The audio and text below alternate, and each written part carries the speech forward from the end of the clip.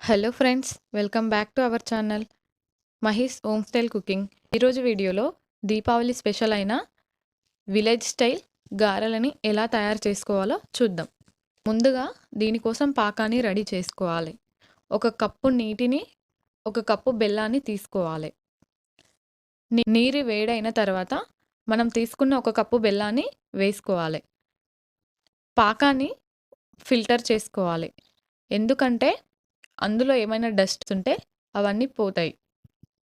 Filter చేసుకున్న పాకాన్ని stove పై పెట్టి అందులో యాలకుల పొడి హాఫ్ కప్పు దాకా కొబ్బరి పౌడర్ని తీసుకోవాలి. ఎండు కొబ్బరి అయినా సరే, పచ్చి కొబ్బరి అయినా ఏదైనా తీసుకోవచ్చు. 1 టీ స్పూన్ నువ్వులు, 1 టీ స్పూన్ గసగసాలు, 1 టీ స్పూన్ సోంపు, ఇవి అన్నీ వేసుకొని మరిగించుకోవాలి.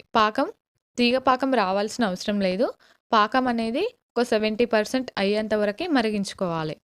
ఈ పాకం మరిగిన తర్వాత స్టవ్ ఆఫ్ చేసేసుకోవాలి. ఒక బౌల్లో 1 కప్పు బియ్యపు పిండిని తీసుకోవాలి.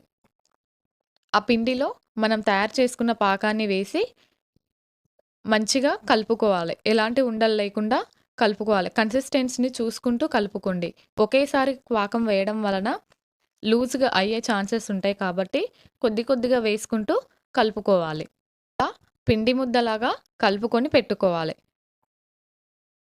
ఇలా కలిపి పెట్టుకున్న పిండిని కొద్దిగా తీసుకుంటూ గారెల్లాగా ఒత్తుకొని ఆయిల్లో డీప్ ఫ్రై చేసుకోవాలి.